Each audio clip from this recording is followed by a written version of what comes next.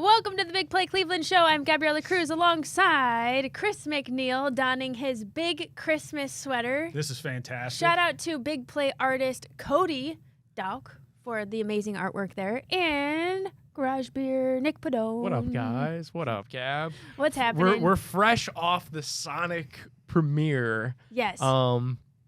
Yeah, me and Gab went and saw Sonic 3. I suckered Nick and Big Play Jack into coming with us to the premiere that only we got to see before the public, okay? I'm from Cleveland, put on a little event. Really, shout out to Kamar, Aurora, really great event. And you guys were kind of roasting me because it was at that really nice movie theater in Pinecrest. If you haven't been, you get to recline. You can even order a steak before the movie. And Gab did. And Gab I did. Ordered a movie theater steak. I ordered my very first movie theater steak. I made a time of it, all right? I treated myself. And they were making fun of me because I legitimately enjoyed this children's movie. It was a good movie. There were a lot of kids in there, as one would expect at a Sonic movie. It was a premiere. It's just you guys are the only adults there and a bunch of kids. there were select other adults there, but most of them had kids. Me and Gab were probably the only two that did. We were trying to support the event. And, my sister and her boyfriend came and they brought his name's Ollie. He's in our friend group. One of the guys in her friend group is his kid. He's 6. So someone knows a kid and they brought. So you had somebody. Bring the kid. Okay, that was your ticket in. Associated with a kid.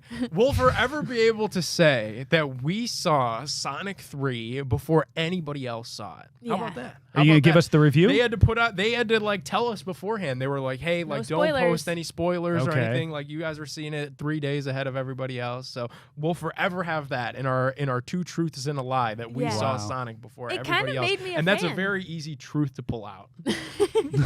Because very specific. Why would you lie about that? Yeah, I guess you're right. I know. But it's so specific that maybe you would kind of pull one over someone. I don't know. Yeah, I don't know. Well, Gab liked it. Gab loved it. So the review, 5 stars from Gab? Is that what I'm hearing? So I had no idea until I got to the studio today. Here I was thinking everyone had a blast. What a movie, right? Am I right? And Jim Carrey is the lead and he's incredible. And I just was so captivated.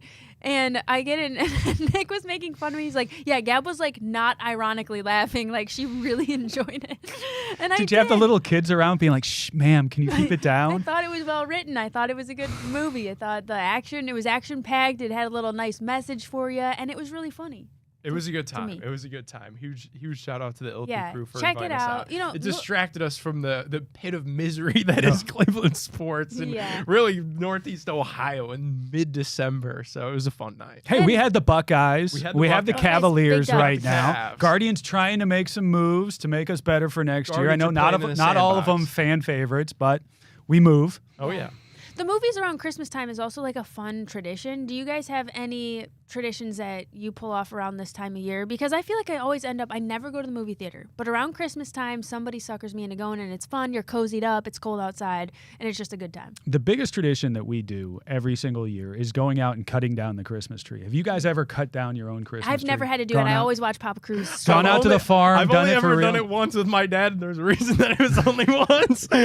Because we bought a fake tree every year after that and said, screw this. Yeah. We've gotten to the point now where my kids are old enough. They're like, Dad, we're not doing that thing. So I'm out there kind of alone, cutting down these darn trees. But hey, it's a lot of fun. It's a great tradition. And if you haven't done it before, might I suggest, rather than going the cheap plastic route next year, go out, cut down your own tree. Do you do the thing with the saw? Or do you have Oh, yeah. You get a saw. You get on the bus. You go out. You select the kind of tree you want. Yeah. There's all those different varieties of trees that you can get. Different needles, different colors, the whole 9 yards. You go out on the bus. You find your spot. You cut it down. You bring it all the way back. You drag it up. And they still charge you $150 for the tree. We used to make a whole big thing of it, too, growing up. Yeah. The labor doesn't really count for anything in this market. But that's okay. That's okay. You got memories to last a lifetime, Nick. They say people don't want to work. It sounds like you've been doing a lot of work cutting down that tree. I don't really have a tradition. It's kind of crazy to say, and I'm not trying to be a Scrooge because I do like Christmas. Christmas is such a cool holiday.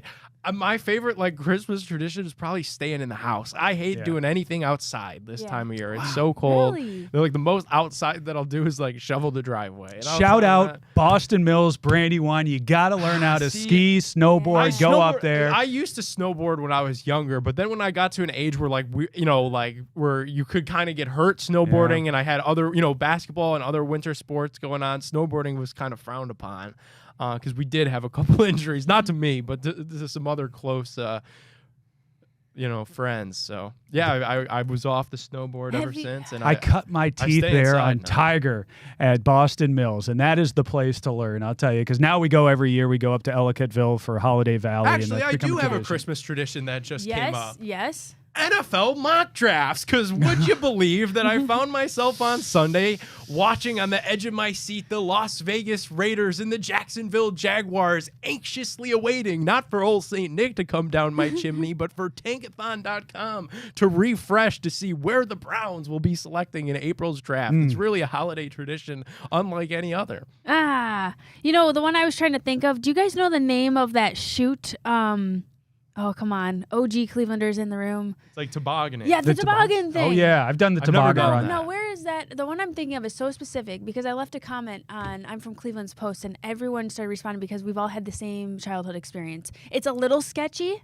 It's thrilling.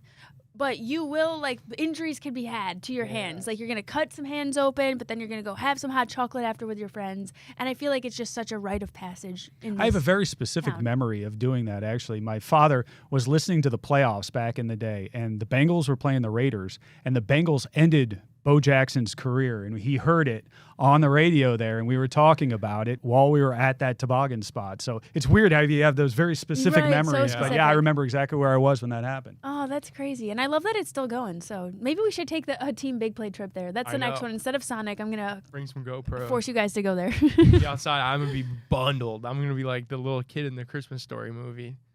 I hate this. With your arms. Yeah. Favorite Christmas movie, guys, really quick? Oh, it's got to be Christmas Vacation. I was just about to say Christmas Vacation. Hands I feel down. like I don't even know if I've seen Christmas Vacation all the way through. What? I know. Oh, man. I understand. That's sacrilege I've right there. seen it a little bit on TV. I don't know that I've gotten myself to sit down and watch the whole thing. It's good. It survives the test of time. Really? It's been It around really does. forever. It looks like really funny. It holds up. All right, I'll have to check it out. We got to get into some Browns headlines and not Browns. Sorry, I'm running the Hanford-Dixon show through my head right now. We're going to get through all the Cleveland sports headlines right after this break. Thanks for watching Big Play Cleveland. We'll be back after this.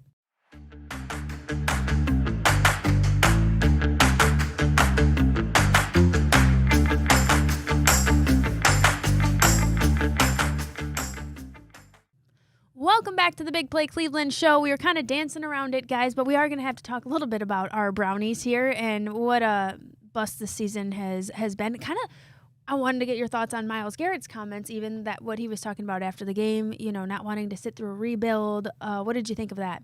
Well, we were talking a little bit about Christmas traditions, and the tradition brought back in my family again this year is trying to sell off the last home game, our season tickets, and that's what we're doing right now for the Miami game. So anybody out there, you can get club-level seats for very, very cheap. Just go ahead and contact me on Twitter. But unfortunately, we're back in that boat again, Nick. I mean, that was an ugly game against Cincinnati. You expected it to be ugly. It was ugly. You had some hopes that maybe a guy like DTR goes out there, gives us a little bit of hope for this season and beyond.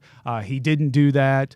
The team was just lethargic, both offensively and defensively. We saw a missed extra point, so special teams were not there.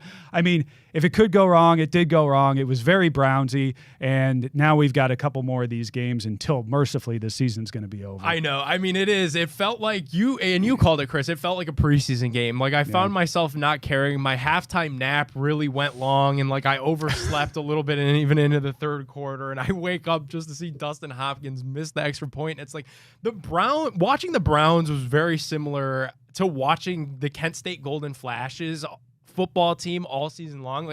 They don't operate anything. Defensively, they really don't have any identity. Offensively, they don't have any identity. It's like, what are we cooking here? What's the game plan with any of this? Because it's not very apparent.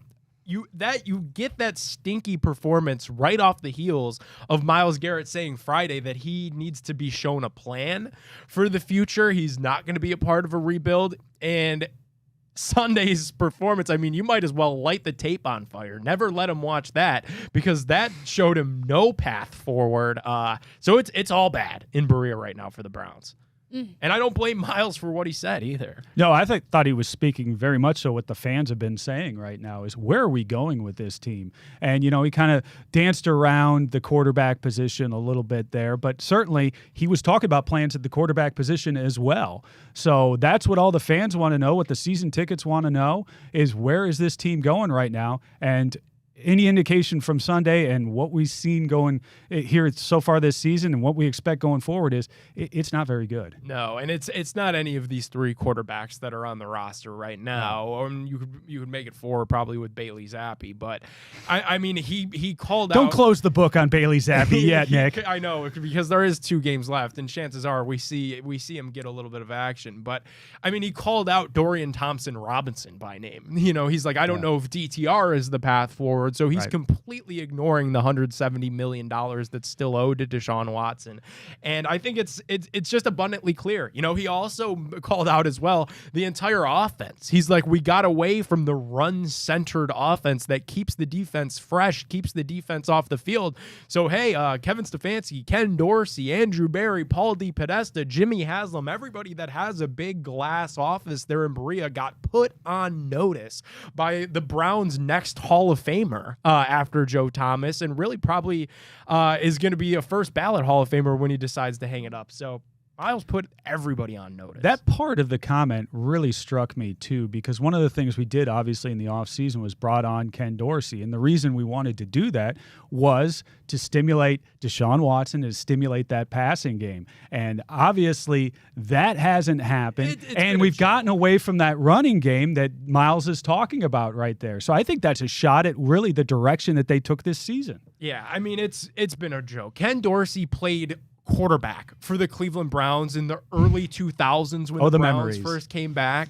This offense in the big 2024 looks similar to the offense that Ken Dorsey played in during his time in Cleveland with the Browns. The offense has been a complete joke. The Buffalo Bills fired him. They look like they're ready to go to the Super Bowl. We look like we're sitting around playing in the sand. Nick, when are we going to get the blow up in the booth, though, from him? That's what I'm waiting for. Every time they show him up there, I'm like, just go for it. Come on. Throw some things around. Yeah. Be like us. We're sitting at home. We're upset. In fact, we're not even upset anymore. I think we're past being upset with this Browns team. And maybe he's at the same point. But I'd just love for once for him to just blow up there in the booth. Lose it. Okay, how about let's pivot here. College football, guys. Is this big win for the Buckeyes over Tennessee? Does that count as like some saving grace for Ryan Day? The Tennessee invasion, right, of the shoe. We heard all about it, didn't we, Nick? 30,000 fans were coming into the shoe, and the Vols were going to take over. And then I saw reports from Tennessee at halftime. A lot of those guys were leaving. A lot of the Volunteers fans were already headed back to Tennessee at that point. That felt really good. I'll tell you what, you hear a lot about the SEC here at the Big Ten. We finally got somebody up here, you know, when it gets later in the season, when it gets colder, and they couldn't handle it here. We got our business done. The Buckeyes rolled, and it feels really, really good. And as far as Ryan Day, that talk is now off to the side for a little bit. You know, he's got Oregon coming up, but that was a big win for him, for his regime, for what they're trying to do right now. And I'm just riding that wave of positivity as a Buckeye fan. Yeah. I'm not willing to stop the Ryan Day chatter quite yet. You know, they go into every single season and they say that they have 3 goals: to beat Michigan, to win the Big Ten championship, and to win the national championship. So far, you're 0-2 on your goals. Correct. So it's national championship time or bust for Ryan Day, and he's got a tall task in front of him during this Rose Bowl matchup here with Oregon. For those fans, for those Tennessee fans, it's a sad drive back down there to Tennessee, to Nashville. That's 5 hours, and you feel every bit of it. Tennessee didn't belong on that stage at all. And I know we'll talk about the 12-team playoff and stuff in weeks to come, but Tennessee just did not belong with Ohio State. It's a long trip back to Tennessee. Ask Kirk Herbstreit. Of course, he flies, and he burned down his house in Columbus to go down to Tennessee, but Kirk Herbstreit right now, I don't get that whole thing. Have you been following this at all? Yeah, I don't get it either. I mean, it seems like he's got a lot of and we're talking about the holiday season. It feels like he's got a lot of hate in his heart, and he needs to let it go. He needs to let it go. I don't know what begrudged him in Columbus, Ohio, but Kirk Herbstreit needs to let it go, man. He's a lovable guy. You know, he brings his dog on the road with him. Like he played at Ohio State.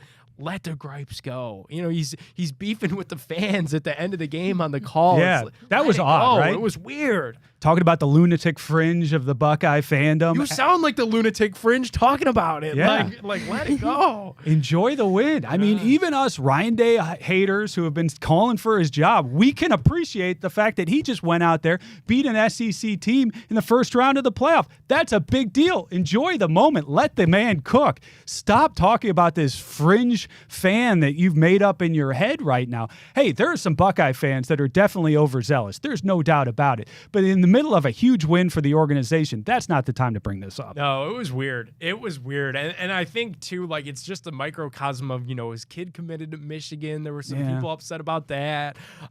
He like, really had it out and said, like, no Ohio State coach or anybody congratulated him. Like, why would they? The whole thing has felt very strange. He needs to let it go. He really does. Make a few alumni donations. Trust me, they will call you every single year if you make one. So do that, Kirk, and you'll be good. They'll be back on your radar.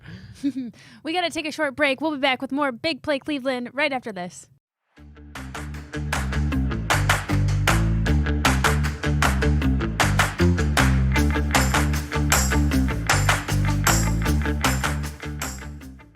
Welcome back to the Big Play Cleveland Show. It is time to bring our Garage Beer featured interview guest. We've got Joe Noga of Cleveland.com. We got to start talking about this conversation around the Guardians and the moves that we've made. Goodbye to Andres Jimenez. Goodbye, Josh Naylor, Nick Sandlin. Joe, what are your initial reactions to some of these recent trades? They're difficult moves that had to be made and had been talked about in some cases a lot. Since the end of the regular season. The Jimenez deal, kind of a surprise, but I think Naylor we saw coming. A lot of fans maybe might be disappointed in the return for Josh Naylor, but you also have to consider that he's basically a rental for the Diamondbacks this offseason or this upcoming season now too. And the Guardians get a competitive balance round B pick coming back to them. And now they have 4 picks in the top 72 of the upcoming draft. So talk a little bit about that pick. What exactly does that mean to the lay fan who doesn't understand how the draft works in the MLB? What is that pick really worth for the Guardians? So, I mean, it basically means now they've got 3 picks from, I think, number 62 to number 72 in the draft. They're going to be picking twice as many times as any other team in those top 72 picks. Most teams have 2 picks in the first 2 rounds. If you've got a competitive balance or a compensatory pick in round A or round B, they could have double the number of picks that any other team has before that 72nd pick. So again, with a team that has to build from within like Cleveland does, that doesn't go out and pay top dollar for free agents, this is how you continually stay competitive, is by collecting picks like this. And this is a high round pick. They'll be able to go after maybe a high school kid who's got a high ceiling, who would otherwise have signed with a Vanderbilt or a Florida or a Tennessee. Guardians doing it Sashi Brown style, stockpiling all these draft picks here. Another big piece that came out of the weekend was Carlos Santana's return. Obviously 39 years old, but he's a player that was very serviceable for the Minnesota Twins the last couple of years. What'd you make of that news that kind of immediately followed the Josh Naylor trade? Yeah, it's sort of a swap for the same salary. Naylor was due about $12 million in arbitration, and Santana is going to make about $12 million according to the reports. Nothing's official yet because he still hasn't passed any physicals, but all signs are pointing to that sometime in the next week or so we're going to have the official word that Santana is back, and this is where he's comfortable, and this is an organization that's comfortable with what he gives you. He gets on base. He plays better defense than Josh Naylor. He might not hit 30 home runs this year, but he's going to provide you good at-bats in the middle of that lineup. He's going to protect Jose Ramirez, and really it opens the pathway for Kyle Manzardo to play there at first base. He wasn't getting on the field at all with Josh Naylor there, and being a DH only as a rookie is really tough. It's a tough adjustment. We saw that from him early in the year when he was up. He went down to Columbus. He made the adjustments. He came back up, and then we saw more of the hitter that we expected out of Kyle Manzardo in September when he was up. Now with the opportunity to maybe play a little more often in the field, I think that's going to help his routines a little better. We're going to see the best of Kyle Manzardo in 2025. You know, Joe, one of the strengths, I believe, of this team last year was really the chemistry.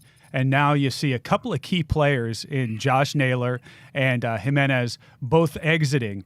In the case of Naylor, you're literally splitting apart a family with Bo Naylor still being on the team. Is there any concerns about this affecting the chemistry of the team? There's been reports about Jose Ramirez maybe not being happy about this. What are your thoughts on that? Yeah, I don't give a lot of credence to the reports of Jose Ramirez being unhappy. I mean, they literally traded away Ahmed Rosario, one of his favorite locker mates there in the middle of a season, and Jose came back the following year and gave a career season for him. So that's not going to affect Jose, I don't think, in the least. But you're right. The chemistry in the clubhouse was a big reason why they were successful right away and why it sustained them even through the times when they were, maybe sort of scrapping around the All-Star break. And after that, it was because that chemistry that Stephen Vogt instilled and, sort of allowed them to play for each other. Josh Naylor you could say whatever you want about him. You could talk about his conditioning. You could talk about his crazy reactions or whatever. Josh Naylor is a consummate teammate first, and he will, prop up his teammates, whether or not you're his brother or whoever. If you're in the locker next to Josh Naylor, you've got somebody who's got your back, and there's going to be that element missing, but there's enough, veteran presence there. There are enough good guys in that locker room to step forward. I think they're going to be okay.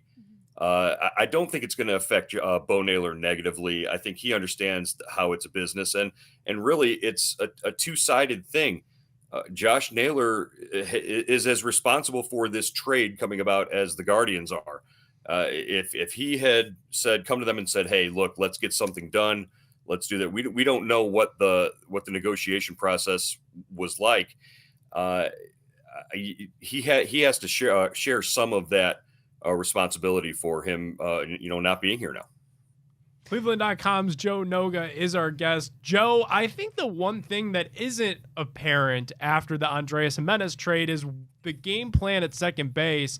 How do you think they could find a way to address that? Well, I think ultimately the game plan at second base is that you have the number 1 overall draft pick in your farm system, and you need a path for him to get to second base. He doesn't play any other position, and I don't think they're sort of grooming him for any other position. You've also got Juan Brito, who was at AAA all of last year and hit 40 doubles and 20 home runs, and is a guy who can get on base, and he's a switch hitter. You're definitely sacrificing something with the glove there. But I think, I've seen video of Juan Brito working out in the Dominican Academy with John Kenzie Noel at first base. That could be at some point during the season, that could be the right side of your infield. Big Christmas at first and Brito at second. Wow. I think guys like Tyler Freeman, Daniel Schneemann are going to get the opportunity maybe early on. Guys with a little bit more experience. And if Schneemann can hit, as he had early in the year last year, I think he's a good option to maybe open the season there. But at some point, you're going to see a guy like Juan Brito at second base. Obviously, early on, the big news was Shane Bieber bringing him back. Any update on his rehab assignment, where he's at right now in getting back on the field for next year? Well, when we talked to him, he was throwing at about 90 feet, and that's, part of the progression and moving forward to condition your arm and get up there. And then, you start to do bullpens and you start to you stay on that program to build up. He looks like he's going to be ready maybe a little bit earlier a timetable than what they had Matthew Boyd on. Bieber's surgery took place in April. Boyd's surgery took place in June. So there's about that much, play between the two. So, maybe look for him hopefully before the All-Star break, but, they're not going to push him, I don't think.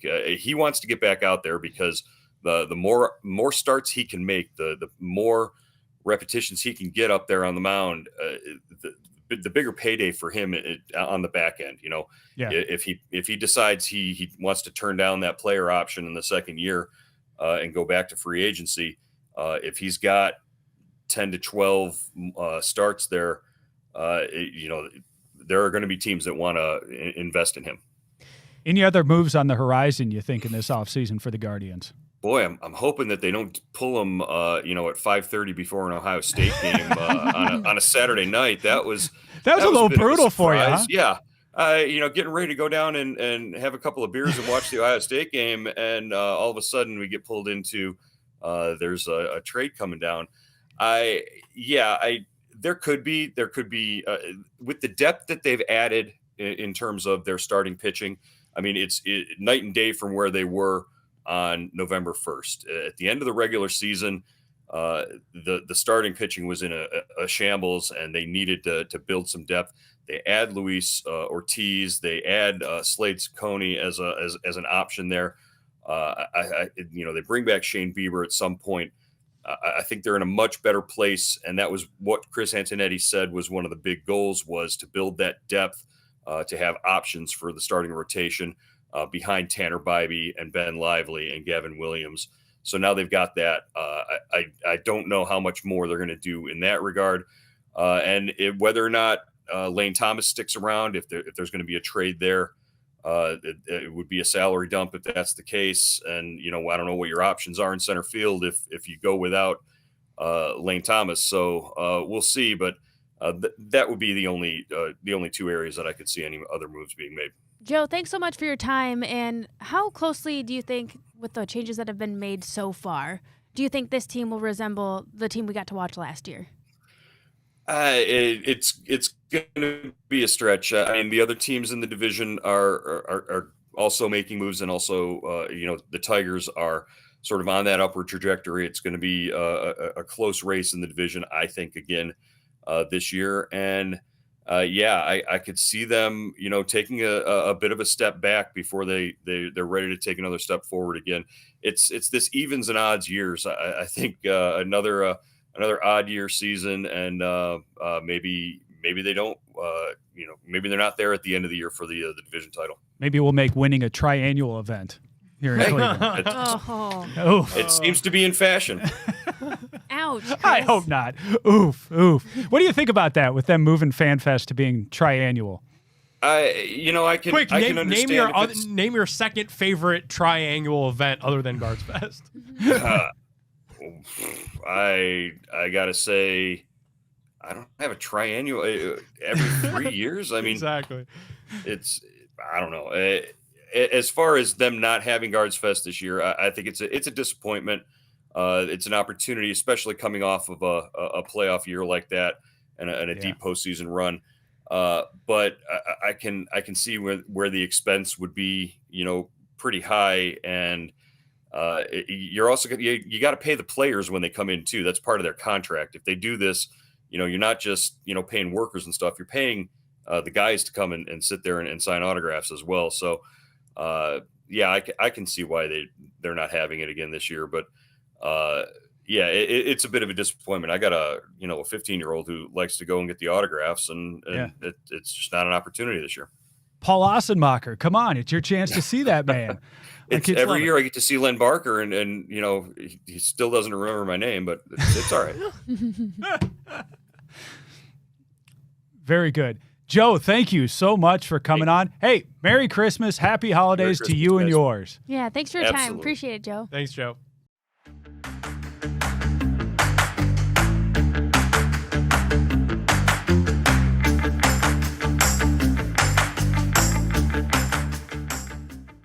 Welcome on back into the Big Play Cleveland Show. And the show today seems to have a little bit of a holiday theme. And if you're tuned in to us and maybe you dropped the ball this year, maybe you didn't get the wife the big gift that she was expecting, maybe the jacket didn't fit. My dad's had a couple Christmases like those for my mom. Go to Northeast Factory Direct. Treat the family to some home improvements. You'll start the new year in a much comfortable space, and they truly have your entire house covered. Kitchen cabinets, bedroom sets, dining room tables, hot tubs, sofas, so much more. If you're still in the holiday spirit, if you're looking to do a little bit more shopping, visit Northeast Factory Direct. Now, you could shop online anytime by going to northeastfactorydirect.com. BigPlayCleShow.com, but you've got to check them out in store. Cleveland, Euclid, Macedonia, North Canton. It's truly a unique furniture buying experience. It's a massive warehouse filled with the best furniture that you're going to find anywhere. Make sure to ask for that extra special Big Play bonus. They're going to give you a hookup for being a fan of the show, for hearing about Northeast Factory Direct on the Big Play Network. So visit them today, Northeast Factory Direct. Go check them out in store and ask for that Big Play bonus. Whew. Hey, guys, I wore my Cavs gear today. Throwback gear. Love it. Looks great. Because this team is hot, all right? They are. 25-4. The Cavs, they're not playing on Christmas, though, which I was really, like, that is kind of a bummer for me.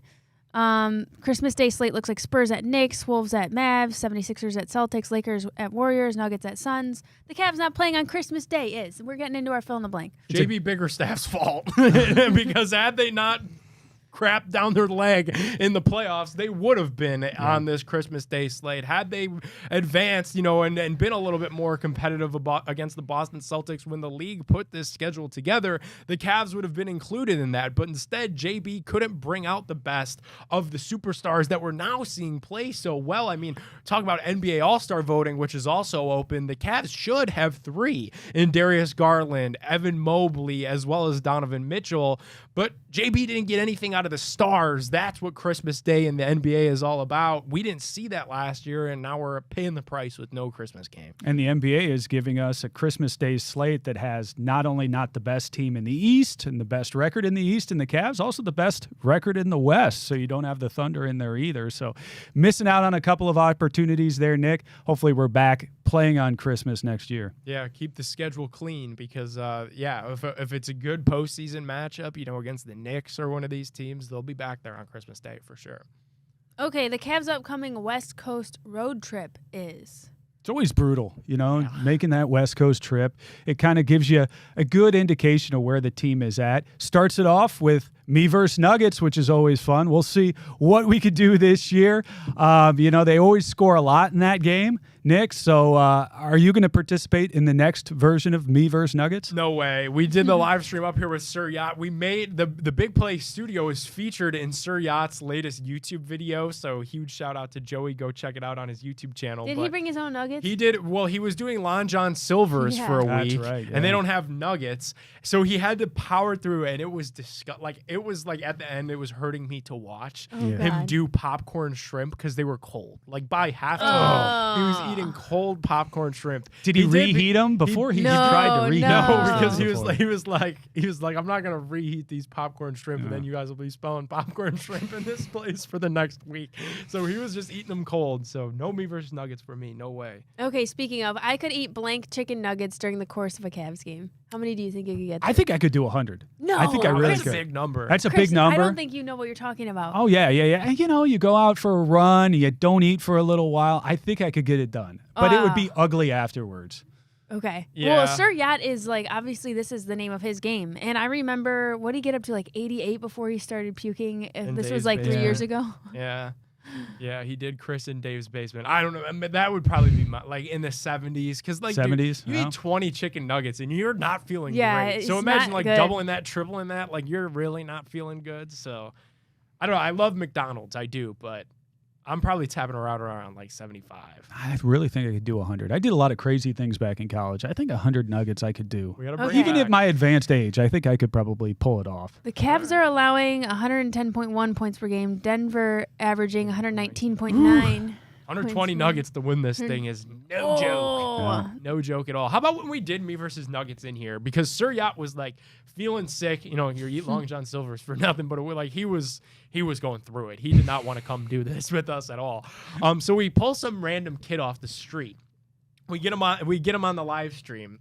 His name was Tyler, goes by Putty. So we've got this kid named Putty on the live stream, eating these nuggets. Mind you, we've got 140 nuggets, waiting for this kid ready to go. He, whole first quarter, he is outpacing Denver. He's going to win this thing. He's got 45 nuggets in his stomach, and the quarter ends. With that, his phone rings, and it's his mom. And his mom is watching him on the stream, and she's trying to get him to stop eating the nuggets. And I think that's what, and he's like, oh, I'm not feeling good. I'm running out of gas, after the first quarter. But he was showing no signs of stopping until that phone call happened. What a legend. Yeah. Yeah, he listened to his mom. We need to bring him back. With Christmas coming, that's always smart, Make the parents happy, so maybe that plays into it a little bit too. Maybe. Oh, man, I know. You don't want to get super sick before Christmas. That is the worst. Should we take a break, Ryan, or continue on? We've got some more fill in the blank for you, so let's take a short break. We'll be back with more Big Play Cleveland right after this.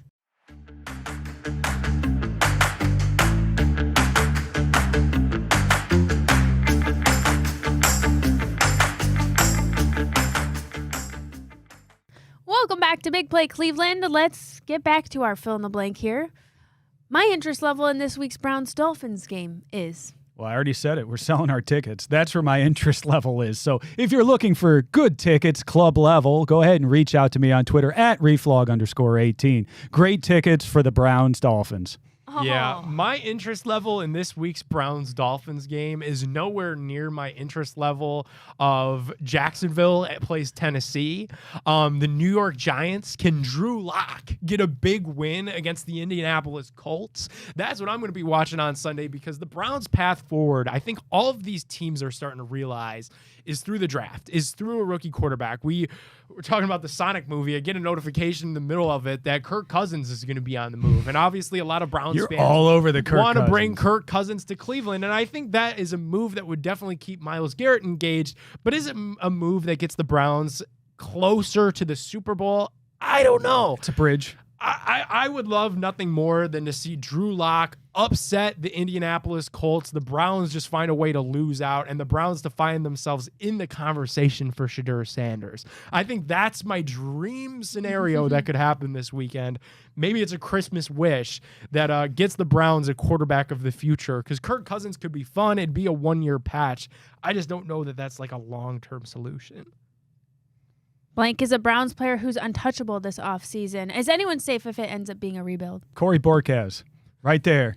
You got to have your punter. Your punter of the future is already on this roster. That makes me sleep at night. You know, I definitely think that this is a Browns team that's a little bit different of a position than last time when we had to go full rebuild. And maybe Myles Garrett's comments change some things. You know, if Myles Garrett meets with the Browns after the season and ultimately decides he wants out, then yeah, you're probably having a conversation about, well, if he's gone, I mean, you might as well trade Denzel Ward. But I think you have a couple cornerstone pieces in Myles, in Denzel Ward, in David Njoku, in Jerry Jeudy. That's more than you had at the time of one in Corey Bojorquez. That's more than what you had at the time of 1-31. You know, when you had absolutely nothing and you were trying to just build a thing from the complete ground up.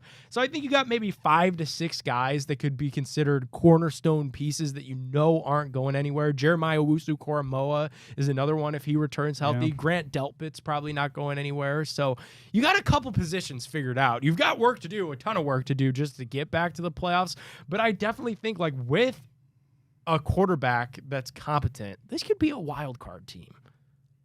Talking about, what, a 52-man roster, and we're talking about 4 or 5 guys who we're bringing back for next year? We got a lot of work to do. A lot of work to do. Going to be a fun offseason. They always are.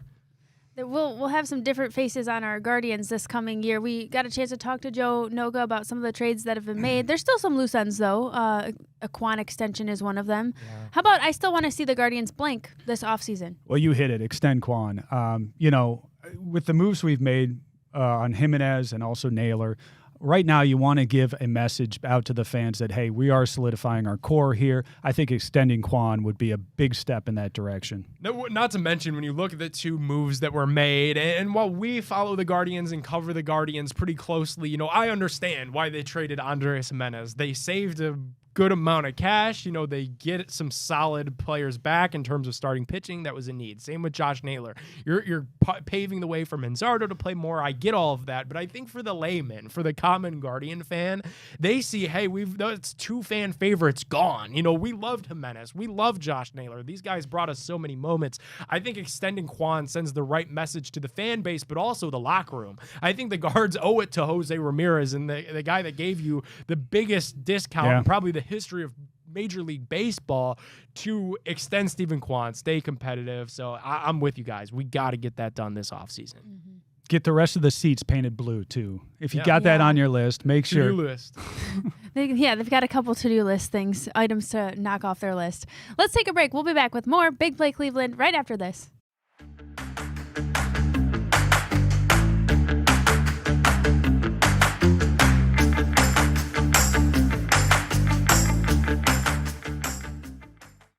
Welcome back. Would You Rather is sponsored by Fairway Ford. Fairway Ford is the biggest Ford truck dealership in Ohio. They have the largest selection of Ford F-150s and Super Duty trucks, and they won't be beat on price by any other Ford dealers. Don't let a short drive to Canfield prevent you from saving thousands on your new truck. Fairway Ford, the largest inventory of new Ford trucks, the lowest pricing, and the same hometown level of service. Visit fairwayfordohio.com. That's fairwayfordohio.com. That would be one hell of a Christmas gift. Just saying. The big bow, put the big bow, do the truck. On it. Little Ford Bronco action even. I mean, I'm not getting too greedy. A truck would be great, but take a Bronco, why not? Chris, are you a truck guy? I'm not a truck guy. I got my CRV. I'm very pragmatic, very practical. So running from Columbus all the way up here to Cleveland, I need something that's pretty reliable, so I go with that. All righty. Okay, thanks to our friends at Fairway Ford. Let's get into a little bit of Would You Rather, shall we? Would you rather the Buckeyes wear the traditional uniforms, or for the playoffs, that is, or one of their alternatives?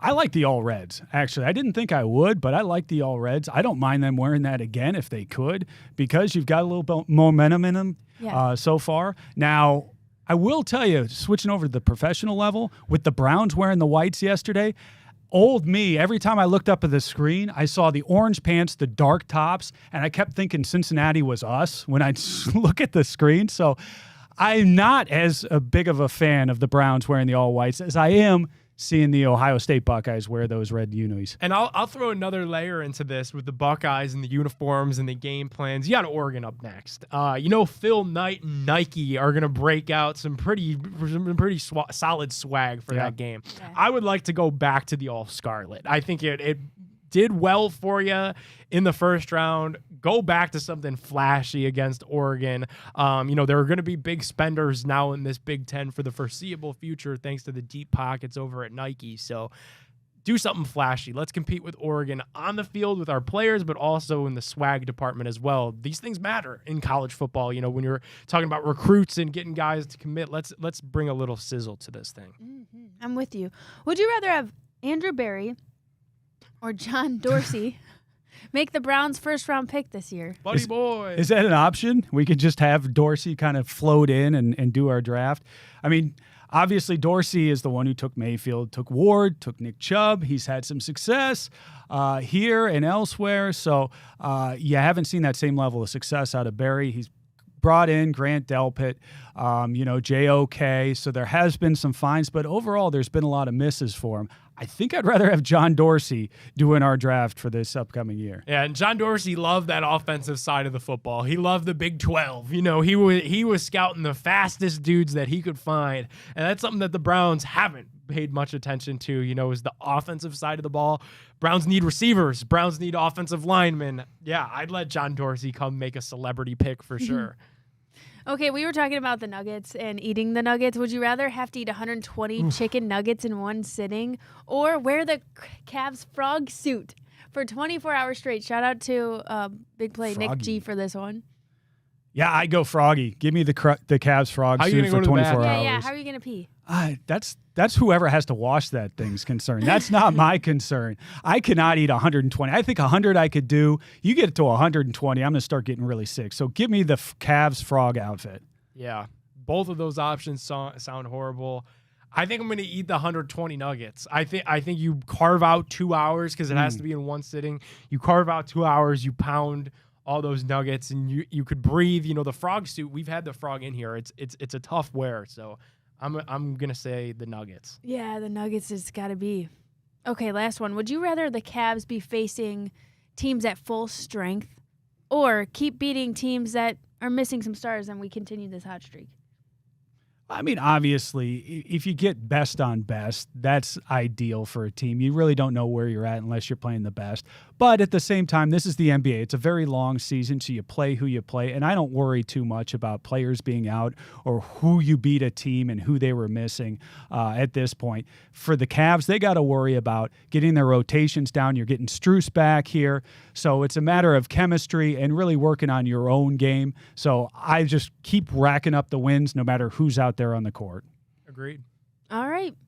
Well, thanks for watching the Big Play Cleveland show. Everybody have a great Christmas. We'll be seeing you next week. Happy Hanukkah, everything that you're celebrating. Happy holidays to you from our Big Play family to you.